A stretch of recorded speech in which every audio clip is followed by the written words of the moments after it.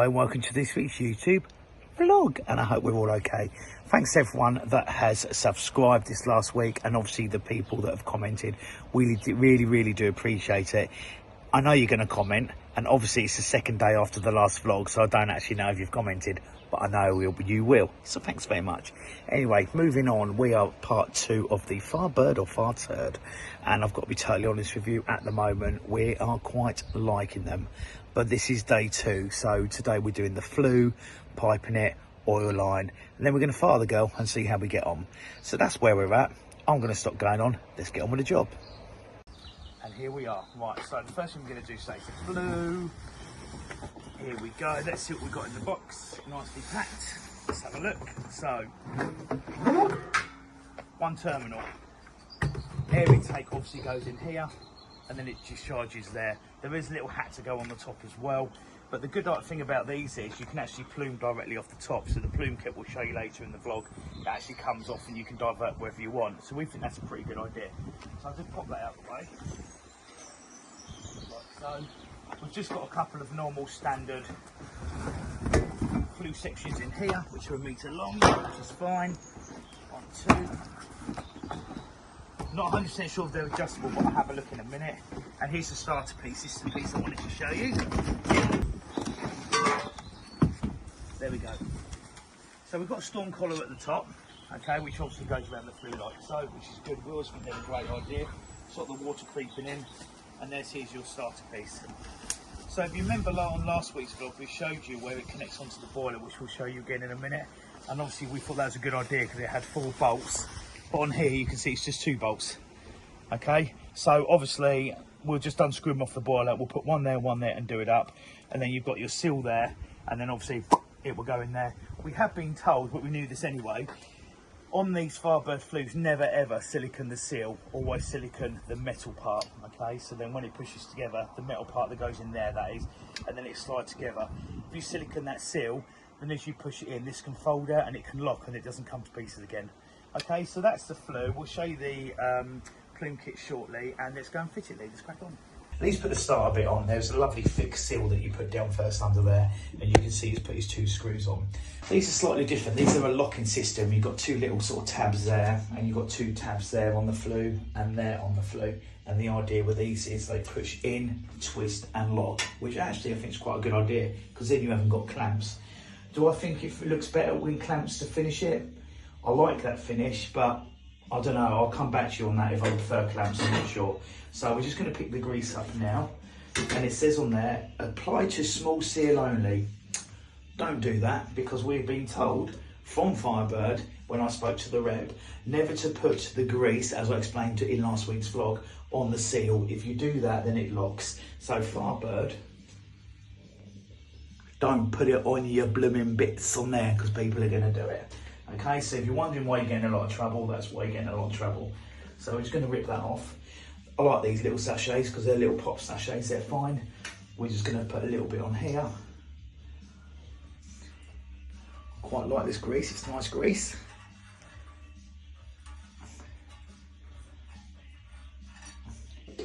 Like so.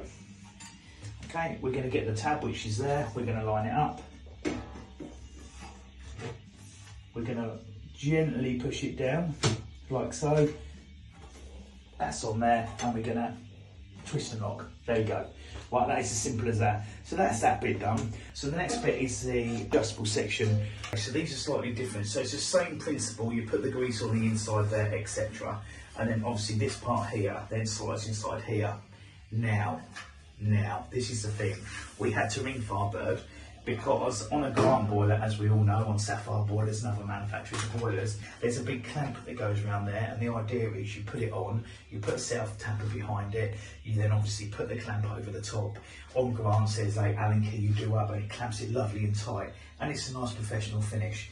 Now I think this is fine if I'm honest, but I've been told put a self tapper in it. So that's the thing.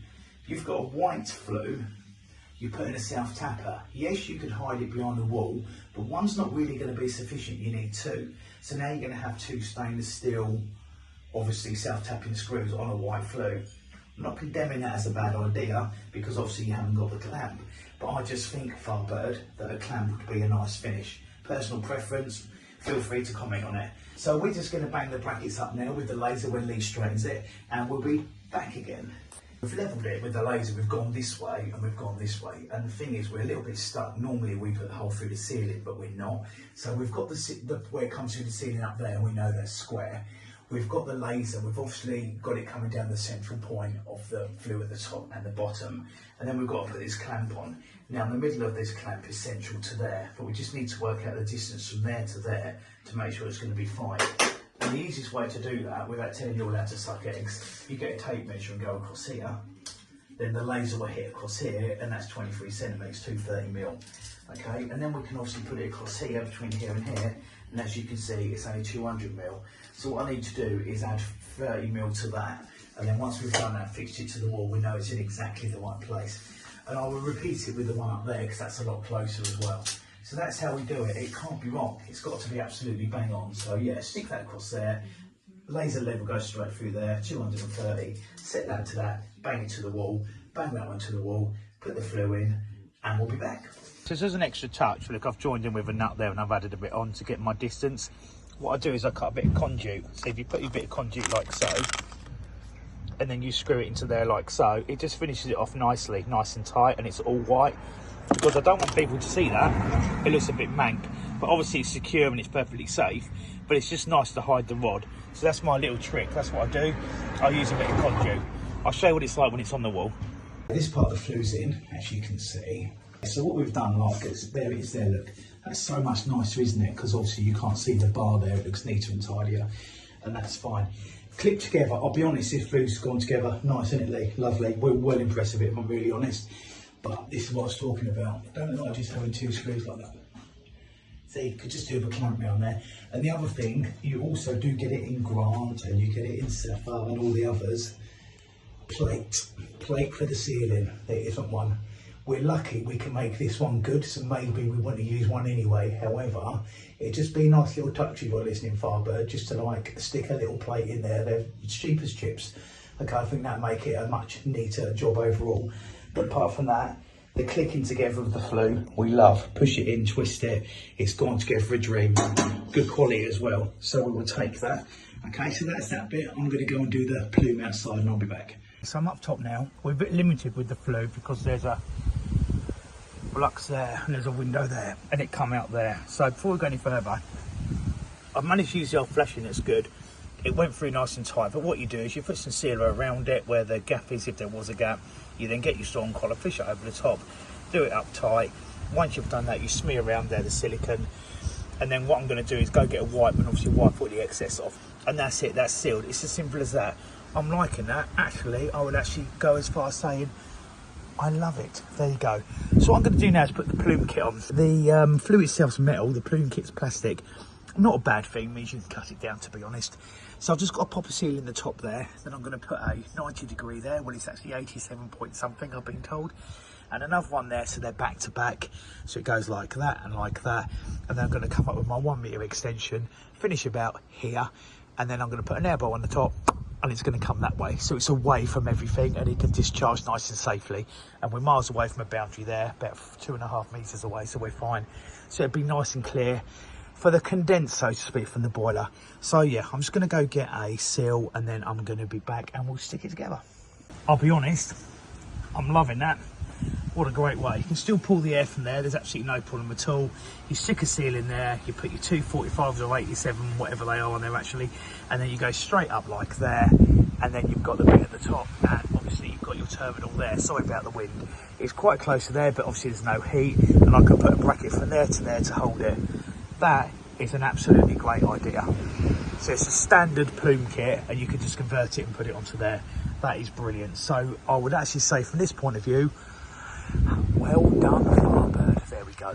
All right, so I'm just going to clamp it to the wall, same as before. You've got your little bracket there with the wall plate and your piece of rod, threaded rod as well. So I'm just going to cut it and stick it in. Okay, that's fitted on there. That's brilliant. That is as solid as anything. Absolutely fantastic. I love it. Still got to wipe my silicone off from around there. This only needs one clamp because it's so short. If I was going to be critical, it really doesn't matter up here. But if I was putting this plume kit up a wall so people could see it, black Grumpf and sapphire, and I want to say Worcester also. I'm sure, yeah, do it in black. So yeah, that might just be a nice touch if it's outside. Some people don't care, some people do care. We know what customers can be like, but up here it's absolutely fine. So yeah, flue 10 out of 10 if I'm really honest with you. Okay, so we've come up just about 12:30 on day 2. As you can see, Lee is doing the flow and returns there. We've got the mag down there. That comes around the back here. I was going to put a T on here, but we can't because that'll look a bit funny. So we're going to T in here, come back on ourselves and come up here to the vessel, which I'll show you shortly.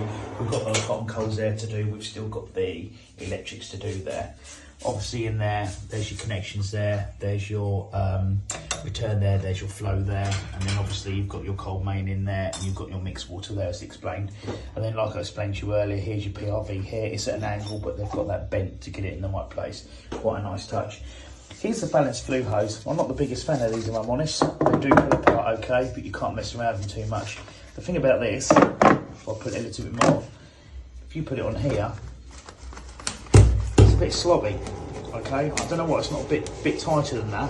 It's not a complaint. When you put a clamp up around there, we done one the other day, it wants to squash it a bit weird. So personally, I'd have that a little bit tighter. I don't know if there's a reason for that, because that one's too small, which you think cut down to that, and that one's a bit too big, look, as you can see.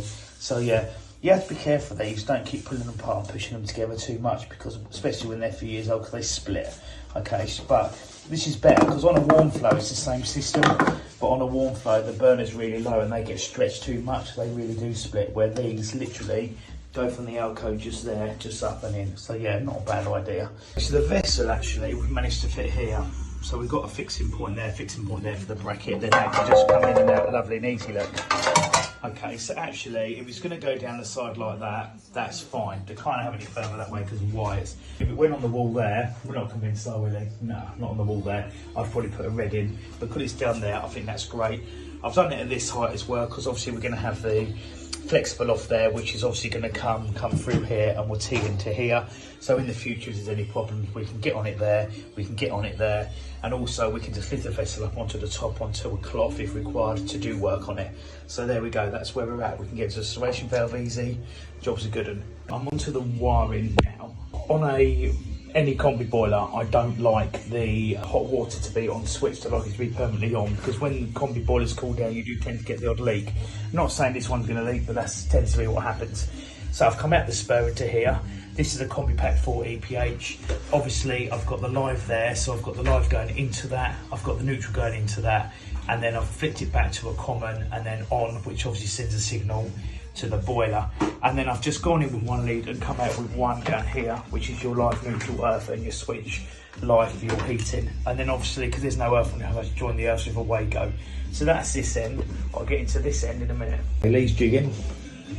He's liking this song. Before I show you the plug side of how to wire the boiler in, I'm just going to bring your attention to, as you know, we're doing a condenser pump. You could be lazy and you could wire it into the burner plug, but you don't want to be doing that.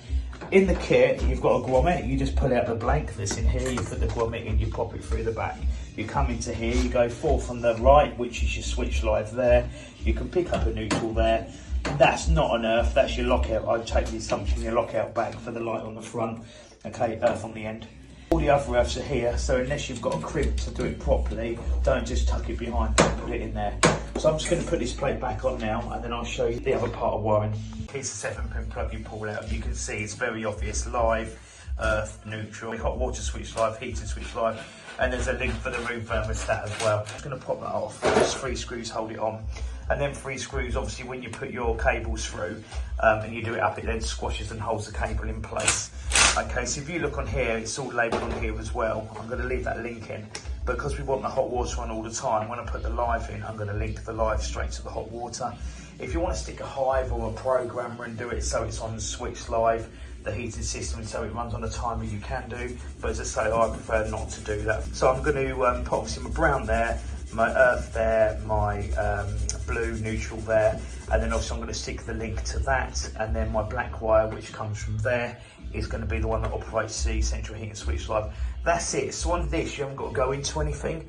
It's you know, it's just a plug and play. It's ideal. The Grant externals, we've got a plug on them, they're great. Sapphires is fairly straightforward. Grant internals, obviously you've got to go inside them a bit more, so I do think the plug is an absolute great idea. So there we go. I'm just going to get this wired and we'll be back.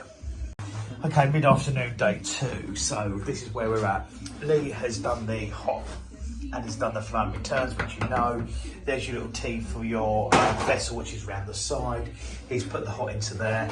He's just now putting a pressure relief valve in for the system, because it says in the manufacturer's instructions that you have to put one in. So we'll set that at about 2 bar, just over 2 bar. We've got the tongue dish in here because obviously we need to have one. That's where we are with the oil line. We've come in there, we've come round, we've come in. Fire valve. Oh, I shouldn't have done that because I've just tested it. That was hot. Don't touch the end, Rob. Yeah, so that fire valve obviously passed its test. As I explained to you in the vlog last week, but I'll explain again for people that haven't seen it. The issue we have here is that the fire valve and the oil line go through the same hole, but the problem is all the floor's being done.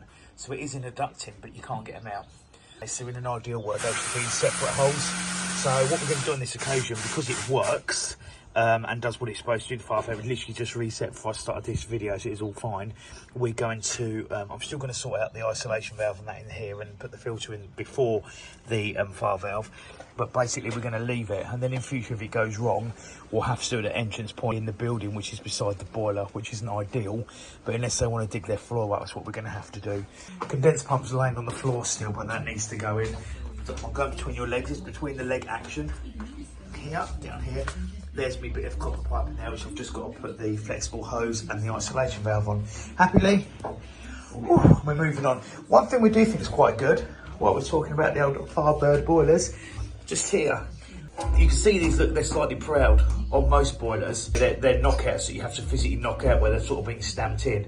But this just got a little tiny weld there and a tiny weld there. So you can just push it from the other side, get a screwdriver and just give it a rock and they break off. That's a great idea, because on some boilers, yeah, some have got holes in them already, but on other boilers, you just have to hit and hit to get them out, or you end up drilling them, or you damage the side panel. So I actually think that's a good idea, Firebird. We're all quite tough apart from the PRV that we're going to do in a minute. Fire valve obviously is into the boiler. Let me pull it out of there. That's not staying there, that's got to go round and up there. There's the clip just there. Okay, which is a great idea, that's brilliant. Okay, but it's something the boiler should have really. That's that. Okay, so the condenser pump, in this case, they say can go up here. If you want to, you can clip it up here, up the top here. I'm not sure if I'm going to put it there or not yet, because I need to come out low, so I might push it to the bottom so I can come across. Okay, so the condenser I've still got to sort out. We're filling it up at the minute. There's your 2 filling loop points there. Quite a slow fill, but we'll take it. We'd rather fill up slowly because of what we're just doing. I'm just going to pull the vessel out as well. All line's now in and done. I've got the vessel out. Here's a condenser cap. They used to be plastic and they were rubbish, but now they're metal. I quite like that. That's quite smart. The only downside of a Firebird, and it's the same as a Sapphire, which don't get with glancing at, is it's very low down. Hence, sometimes you have to use a pump, which we have to do in this case. The Sapphire got over it with a plinth that you can put on, but obviously that's no good under a kitchen worktop, but it's good in a garage. That's how they got around it. But sometimes, obviously, you don't need the pump and it can go into a drain here as well if it's in a kitchen and went to outside, but it doesn't. So yeah, I'm just going to get that now, plonk it back in place. There's the attachment that's going to go on, and then we're going to put it into the pump, which is currently out the way down there. That's where we're at. Lee's just doing his last bit here because we had a little leak, didn't we, Lee? Okay, so he's just doing that again now, and then we'll have a refill. That's where we're at. It's about 5. We're not doing too bad. We've stuck about 1 3/4 bar in it, and we've just fired it for the hot water only at the moment. But obviously the burner's not on. We've killed the burner. Just making sure the auto air vents are undone. Make sure that's undone. And until I hear that circulate properly through that jacket, I'm not even going to fire the boiler because we don't want to cook it. Still got the PRV just to put in there, which is fine.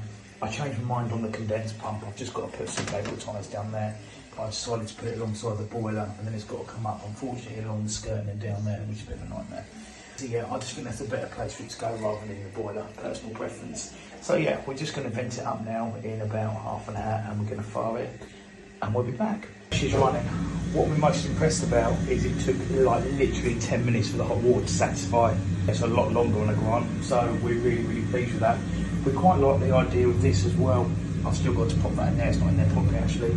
You just undo it and literally snap the bits out you require, so we really like that. As you can see, I've got a lining because the top's not on properly at the moment. So all I've got left to do now, PRV's in, or me and Lee's got left to do, is finish running the condenser round and sort that out up there. And yeah, job's a good one. I'm probably going to do a commissioning video on this boiler at some point in the next couple of weeks. I'll see how I get on.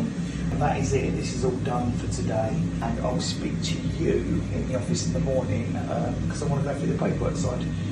Good morning. We're in the office on day 3. The reason I just want to do this final part to the vlog is because I just want to talk about if you're a installer and you want to become one of Firebird's VIP members, which is this installer scheme here. This is absolutely great, but there's quite a few do's and don'ts, and I just want to make people aware of it, because if I'm brutally honest, Firebird, it's something I don't actually agree with.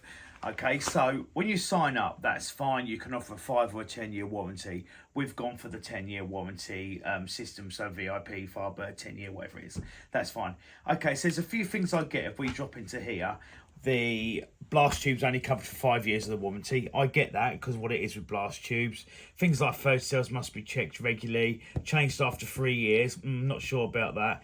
Right nozzle must be fitted. Burner seals have to be done annually. Electrodes and HT leads, blah, blah, blah, blah. That's fine. I get all that. Water samples every 3 years. I sort of think this is all quite a good idea. That's absolutely fine. You go a bit further on and it tells you things like you have to have an annual service and you have to register it when you've done it at firebird.uk.com.